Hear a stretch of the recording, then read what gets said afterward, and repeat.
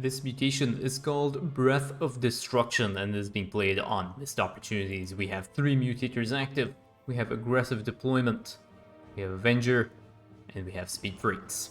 So I'd like to see this. Abathur is going to start farming some biomass very early in the game. Very good play here for Abathur. This might be a bit of a problem because of the mutators that are active. I'm pretty sure the Speedfreaks might be causing Abathur a few problems over here. So they're going to be jumping in. Yeah, there's no way that Spore Crawler is going to be able to get away with some men's being used. And unfortunately, the Spore Crawler ends up dying. But as you can see, this is why this mutation is going to be a little bit annoying. But let's quickly have a look at the masteries while the players get set up. Abathur has gone for a 22-8 split into the Toxic Nest, damage, mend, healing, 30 points in the symbiote, and 5-25 split into Toxic Nest charge, more of evolution rate. All optimizations and breakpoints here made for the player. That Roach might also end up getting lost if he's not careful. And unfortunately, that Roach also ends up dying, dropping some more biomass. But Alarak has gone as well for 30 points into the Alarak attack damage, 30 points into the Empower Me, and 30 points into the Structure Overcharge Mastery. Prestiges, we have Artificer of Souls, B1 Alarak. A really fun prestige to play here. I do not know if it is as strong as B3, but it's definitely one of the most fun prestiges to play. And this is actually why I chose to cast this game, is because I don't think I have a P1 Alarak game cast. So it'll be nice to showcase that play as well. Abathur has gone for the Tunneling Horror, which is B2 Abathur. It allows him to deep tunnel his units pretty much anywhere across the map. I think the vision is not required. So there's another Roach over here, slowly starting to pick up this biomass, and you should be doing this when you are playing Abathur. It's just picking up all the biomass early in the game. Unfortunately, Abathur is having a little bit of problem picking up this biomass because of the mutators that are active. So let us talk about the mutators. Aggressive deployment will spawn attack waves on top of your army as long as your army is outside the area of the safety zones. Now, one thing to note is if you do not have an army unit outside the safety zone, the attack wave will drop outside your main or outside your expansion and will go and attack those bases. So there's no way of avoiding it unless you choose to utilize the glitch. And now you might be wondering, what glitch are you talking about? Here, your heroic units are exempt from the aggressive deployment drop selections. So if you have a heroic unit out, the aggressive deployment trigger will ignore those units and you could still have units spawning outside your base. But what you can do is if you create a military unit, an army unit, say if you're playing Kerrigan and you make a Mutalisk and you put the Mutalisk on unpathable terrain, so if you put it somewhere over here or if you put it on the little garden in this area here, what you can do is the aggressive deployment drop will glitch and you will not get a drop for your unit. So that is something that is very convenient to do. Avenger is another one of this, and as you can see, this is the first aggressive deployment drop here, and that Roach might be having a little bit of a bad time. Yeah, that Roach is going to get picked off as well. And now those links are actually going to end up making their way down here, and they're going to start harassing Abathur's expansion. But Abathur does not have an expansion, unfortunately. That Toxic Nest was not completed as well, and now these lings are going to start nibbling away on these drones, and they're going to start dealing so much damage to the drones, and Abathur needs to get his Brutalisk over. Yeah, he's going to deep tunnel his Brutalisk across now. He's going to clear out the rest of the Zerglings, but a lot of economic damage has been dealt for Abathur, but luckily for him, Alarak is able to hold here, and you can see the Avenger now being a little bit annoying for Alarak, giving him a little bit of extra heals for Iman's army, but yeah. So the next mutator that we have is Avenger. I need to go through this mutator set. Like, there's so much action going on right now. I can't actually go through this mutator set. Second mutator that is active is Avenger. They get more attack speed, movement speed, armor, HP, and HP regeneration when you start killing off enemy units. And this is particularly bad when you're dealing with Zerg compositions. Because there are just a lot of Zerg units in Zerg attack waves, it just overcomplicates Avenger a lot. And this is, again, one of the second reasons why I casted this game is because they're up against a really crappy composition. So the last one is Speedfreaks, and all enemy units will have higher speed. Look how fast that Ravager moves over there, and it's one of the really nice things about the Speedfreaks mutator is that Amon can get in your face and start scaling you as well as quickly as possible. Next aggressive deployment drop has been spawned, and now actually Alarak is already in position and he's going to be able to deal with this without any problems here, and there's going to be a lot of biomass as well available for Abathur to pick up. on the map. So overall, reasonably well handled here for both these players. But one thing that you should note is that the Avenger and the Speedfreaks mutator compound with each other. So you have fast-moving units, and then you'll be killing some units, and then those units will move even faster. And that can be a bit of a problem when you're on a mission like Temple of the Past, but luckily, because this is missed opportunities, units that strictly deal only anti-air damage, for example Scourge and Corruptors, they are not going to be able to take out the harvesting bots and snipe them off. Otherwise, I think you'd be seeing a lot more losses on this mutation.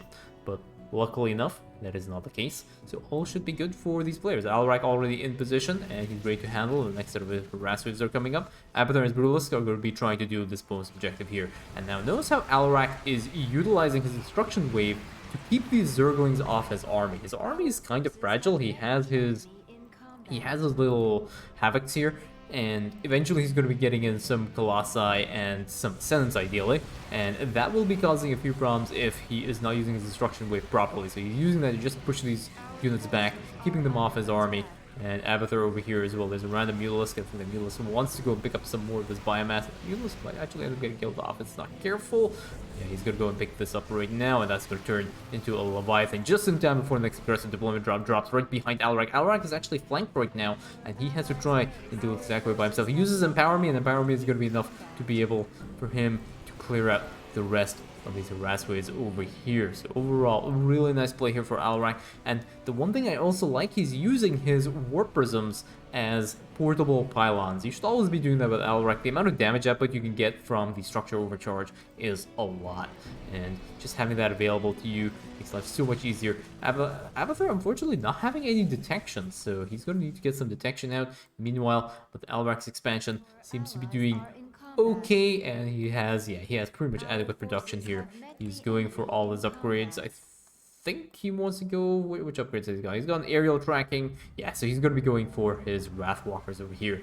Next attack wave has spawned, and Alarak has used his mothership to stall this attack wave while he gets his army into position, but he is still waiting on some more of his robo units over here. I'd like to say Alarak also warp in some Ascendants. I think Ascendants are really important.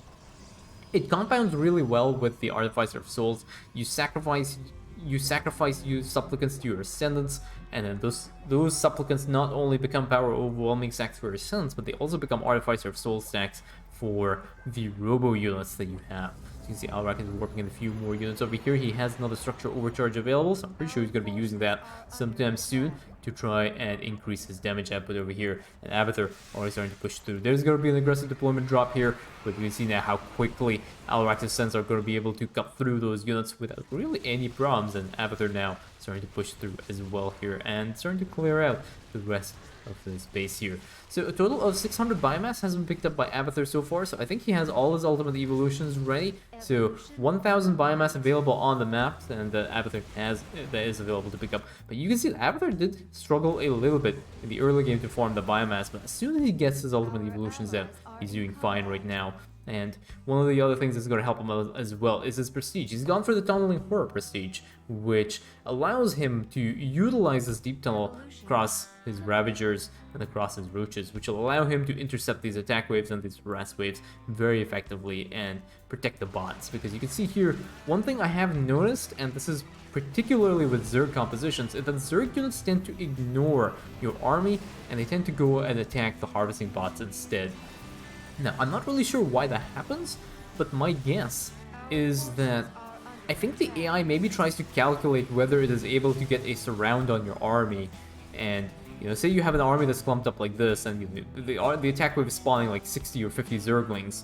It knows that these Zerglings are not going to be able to get a full surround, so what it tends to do is just go for the harvesting bot instead. I think, but I'm not sure. If anyone knows why that happens, let me know in the comments.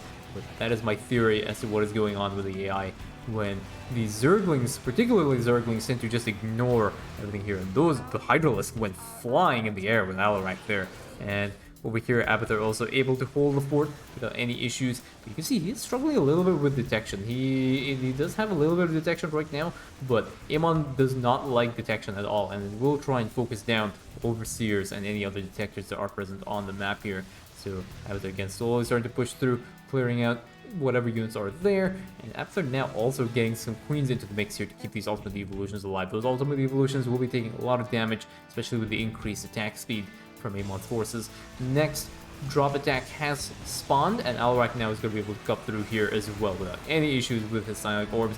Uses Empower Me as well, and now there is one very angry tuna fish hybrid that is going to try and focus down Alarak. But again, like I said, Alarak having absolutely no problems dealing with any of this, and yeah, he's doing pretty well here, just slowly using Empower Me to cut through whatever is here, and slowly starting to push into this camp as well. He has also added some Wrathwalkers, and these Wrathwalkers, this guy looks like he's pretty much capped out, right? Yeah, this one's capped out, this one is a little capped out, yeah.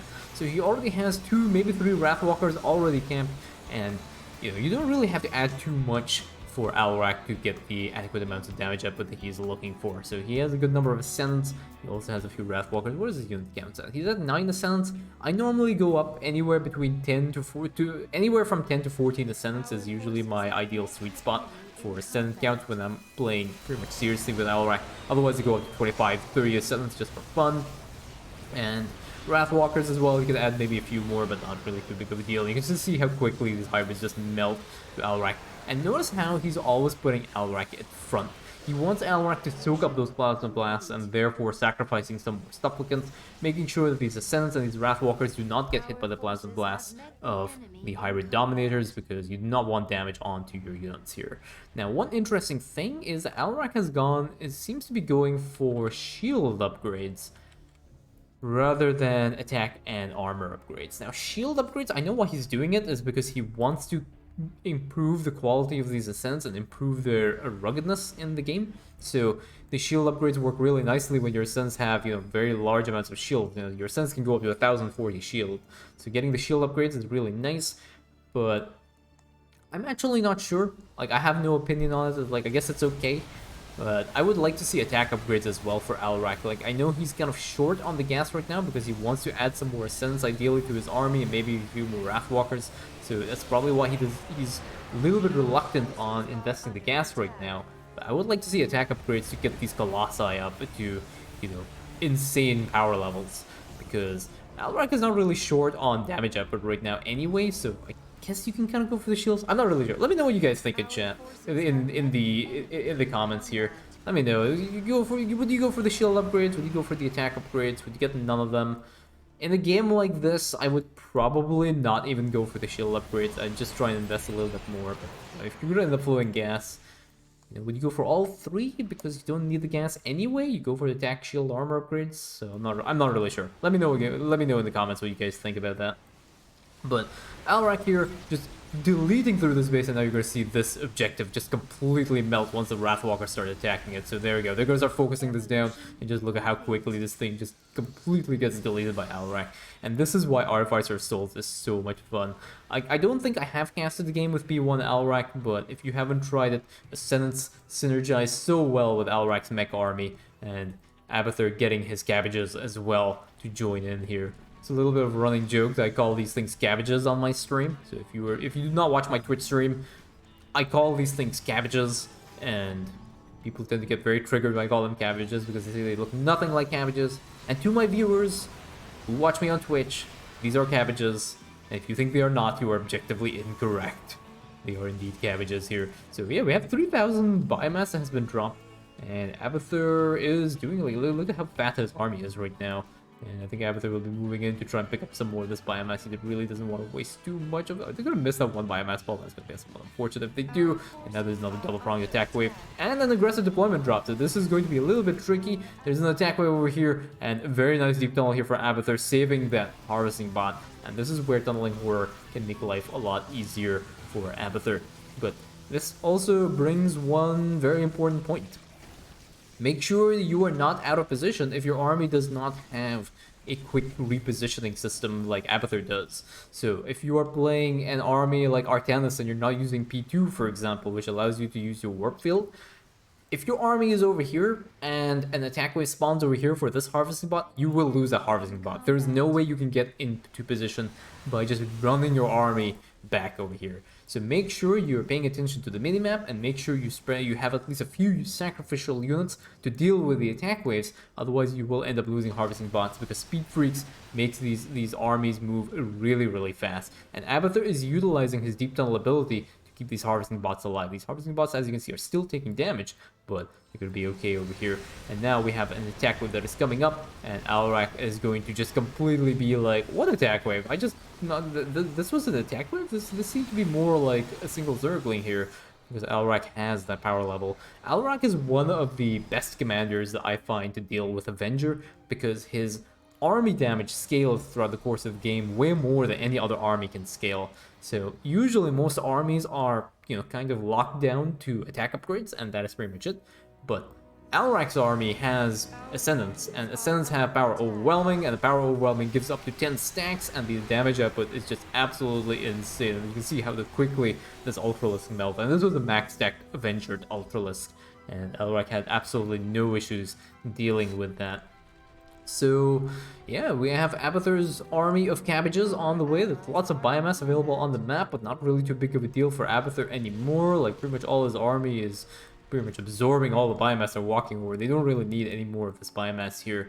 And I think what I'd like to see is maybe Spore, Spine Crawlers, Photon Cannons, or something. Actually, maybe not Photon Cannons for Alarak, because Alarak's Photon Cannons might be taking up some more of his valuable minerals, but since Abathur is flowing a lot of resources, maybe some Spore Spine Crawlers here, and these things are not going to be able to hold the attack waves that will be coming up, because Avenger will be buffing them throughout the course of this mutation, and they're not going to be able to hold, but it's just going to allow them to stall a little bit, and it'll allow Abathur maybe just a little bit more time to handle that. I think that is what Abathur is doing. Yeah, he's doing that. Really nice play here for Abathur. Abathur is well aware that it is very possible that they might not be able to intercept every single attack wave in time, and there might be a lapse of tension. So just putting down these Spore and Spine Crawlers will just give these commanders just an extra few seconds to be able to handle the attack waves, and really nice play here for Abathur. Yeah, he's putting down Spine Crawlers, he's going to put down some Spore Crawlers as well to provide some adequate amounts of protection.